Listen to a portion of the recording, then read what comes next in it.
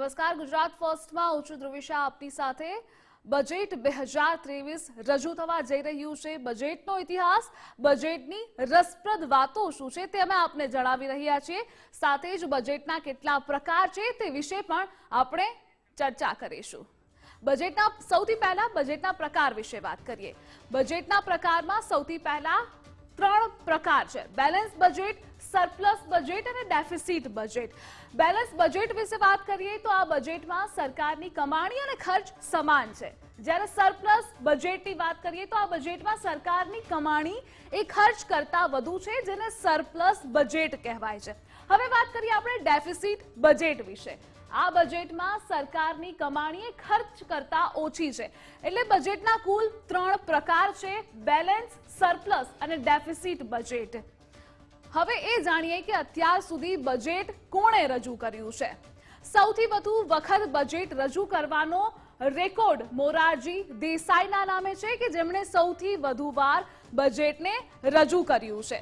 મોરારજી દેસાઈએ 10 વખત બજેટ રજૂ કર્યું છે, અને એટલે જ સૌથી વધુ વાર એમને બજેટ રજૂ કરવાનો રેકોર્ડ પણ એમના નામે છે, મોરારજી દેસાઈના નામે। ત્યારબાદ પી ચિદમ્બરમ, કે જેમણે 9 વખત બજેટ રજૂ કર્યું છે, તેમના નામે આ બીજો રેકોર્ડ છે, પી ચિદમ્બરમના નામે। એટલે અત્યાર સુધી કોણે બજેટ રજૂ કર્યું છે તેની વિગતો આપણે જાણી રહ્યા છીએ। પ્રણવ મુખર્જી, કે જેમણે 8 વખત બજેટ રજૂ કર્યું છે। 10 વખત સૌથી વધારે મોરારજી દેસાઈ, ત્યારબાદ પી ચિદમ્બરમ, ત્યારબાદ પ્રણવ મુખર્જી અને હવે યશવંત સિન્હા, કે જેમણે પણ 8 વખત બજેટ રજૂ કર્યું છે। ત્યારબાદ પૂર્વ નાણામંત્રી મનમોહન સિંહે 6 વખત બજેટને રજૂ કર્યું છે।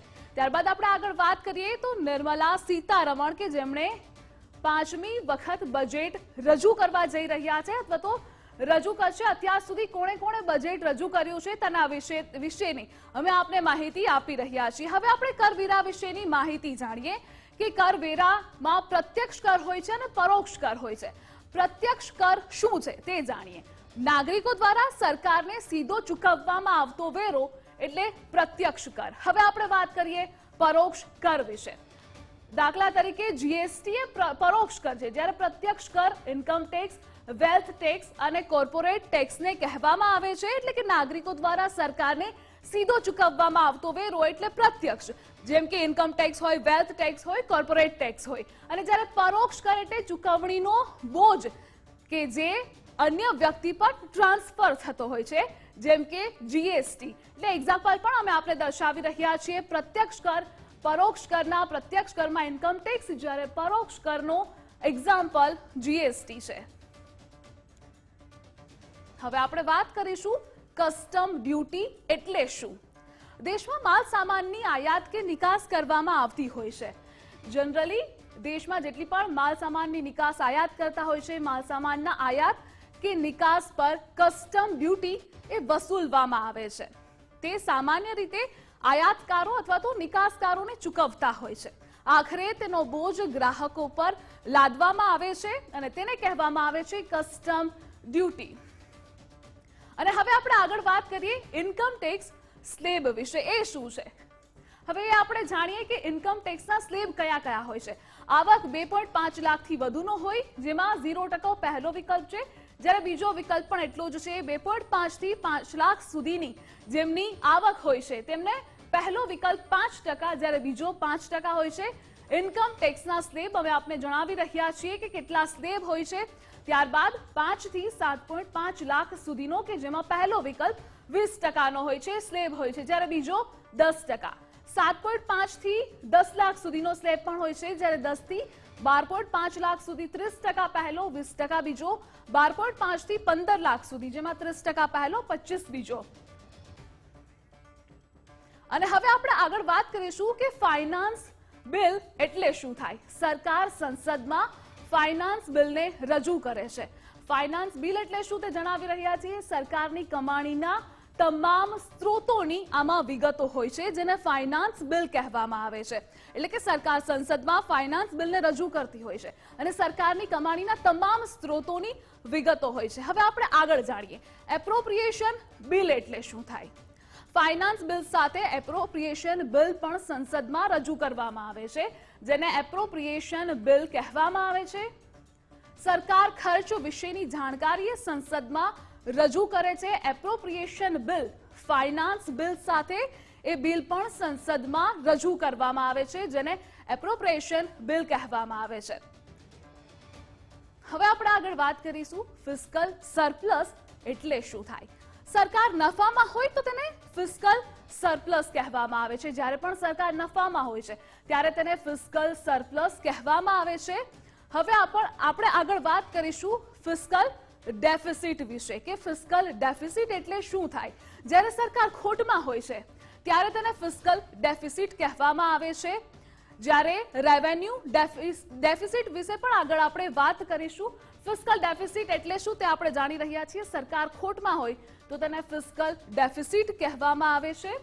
એટલે કે જ્યારે પણ સરકાર ખોટમાં ચાલતી હોય તો તેને ફિસ્કલ ડેફિસિટ કહેવામાં આવે છે. હવે આપણે આગળ જાણીશું રેવન્યુ ડેફિસિટ એટલે શું થાય.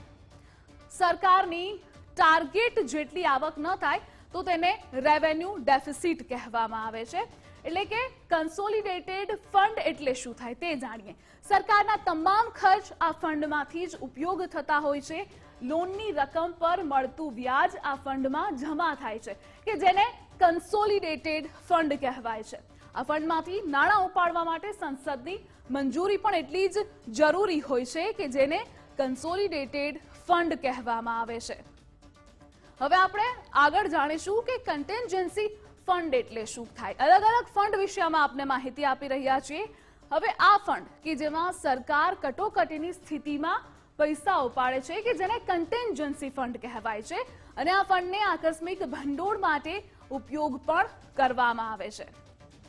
ઉપાડેલી રકમ બાદમાં કન્સોલિડેટેડ ફંડમાંથી પરત કરવામાં આવે છે જેને કન્ટેન્જન્સી ફંડ કહેવામાં આવે છે. આ ફંડમાંથી પૈસા ઉપાડવા માટે સંસદની મંજૂરીની જરૂર નથી હોતી. હવે આપણે આગળ જાણીશું કેપિટલ એક્સપેન્ડિચર એટલે શું થાય. ખર્ચથી ભવિષ્યમાં સરકારની કમાણી થાય એટલે કે કેપિટલ એક્સપેન્ડિચર. એટલે કે આનો ઉપયોગ એ મિલકત અથવા તો સાધનો ખરીદવા માટે થાય છે. કેપિટલ એક્સપેન્ડિચરનો ઉપયોગ શું થાય તે અમે આપને જણાવી રહ્યા છીએ. ખર્ચથી ભવિષ્યમાં સરકારની કમાણી થાય તે પણ જણાવ્યું. અને હવે આપણે આગળ જાણીશું કે રેવન્યુ એક્સપેન્ડિચર શું થાય. પહેલા કેપિટલ એક્સપેન્ડિચર જાણ્યું, હવે રેવન્યુ એક્સપેન્ડિચર વિશે જાણીએ. દેશ ચલાવવા માટે જે ખર્ચ કરવો પડે તે રેવન્યુ એક્સપેન્ડિચર કહેવામાં આવે છે. એટલે કે દેશ ચલાવવામાં જેટલો પણ ખર્ચ થાય છે તે રેવન્યુ એક્સપેન્ડિચરમાં થાય છે. હવે આપણે આગળ વાત કરીશું સરકારનું પબ્લિક એકાઉન્ટ એટલે શું થાય. એકાઉન્ટમાંથી મળતા પૈસા સરકારનો બેન્કર તરીકે મળે છે. સાથે જ સરકાર તેના ખર્ચ માટે આમાંથી પૈસા પણ ઉપાડી શકે છે. પૈસા ઉપાડવા માટે સરકારની મંજૂરીની જરૂર નથી હોતી. તો સાથે જ આ પૈસા સરકારના નથી, રોકાણકારોને પરત કરવાના હોય છે જેને સરકારનું પબ્લિક એકાઉન્ટ કહેવામાં આવે છે. હવે આપણે આગળ જાણીશું ઇકોનોમિક સર્વે એટલે શું થાય. કોણ તૈયાર કરે છે પહેલા એ જાણીએ. નાણાં મંત્રાલયમાં વિભાગ છે ઇકોનોમિક અફેર્સનો. હવે શા માટે ઇકોનોમિક સર્વે જરૂરી છે? તો દેશની અર્થવ્યવસ્થા જાણવા માટે ઇકોનોમિક સર્વે એટલો જ જરૂરી હોય છે. એ આપણે જાણ્યું કોણ તૈયાર કરે છે. તેમાં એક ઇકોનોમિક ડિવિઝન હોય છે, ડિવિઝન વાઇઝ હોય છે, તૈયાર કરવામાં આવે છે. શા માટે જરૂરી છે? દેશ કઈ દિશામાં ચાલે છે તે જાણવા માટે જરૂરી છે. સીઈએની દેખરેખમાં સર્વે તૈયાર થાય છે અને દેશની અર્થવ્યવસ્થાનો ખ્યાલ આવે છે. તેના માટે ઇકોનોમિક સર્વે કરવો એટલો જ જરૂરી હોય છે. હાલમાં સીઈએ ડોક્ટર વી અનેત નાગેશ્વરન છે. જ્યારે સુધારા વધારા કરી શકાય છે, આમાં જેટલા પણ સુધારા વધારા કરવાના હોય તે. હવે 2023 માટે આઈએમએફનું વિકાસલક્ષી અનુમાન શું છે તે આપણે જાણીએ. આઈએમએ વર્ષ 2023 માટે જે અનુમાન કર્યું છે ભારતનું 6.1%. આઈએમએફનું અનુમાન છે, જ્યારે ચીનનું 5.2% વિકાસલક્ષી અનુમાન છે. આગળ પણ આપણે જાણી રહ્યા છીએ જાપાન, અમેરિકા, બ્રિટન વિશે.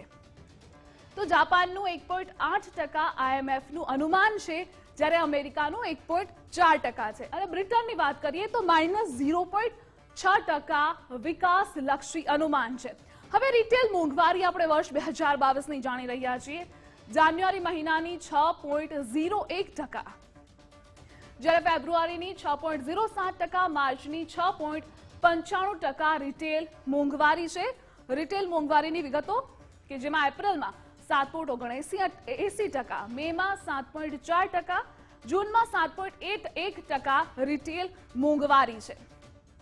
આગળ આપણે જુલાઈ, ઓગસ્ટ, સપ્ટેમ્બરની જાણીએ. 6.70, 7 અને 7.41% રિટેલ મોંઘવારી 2022ની છે. આગળ ઓક્ટોબર, નવેમ્બર અને ડિસેમ્બરનું કે જેમાં 6.77%, 5.77%, 5.72% ડિસેમ્બર છે. તો સાથે આગળ પણ આવી જ રસપ્રદ માહિતી આપતા રહીશું.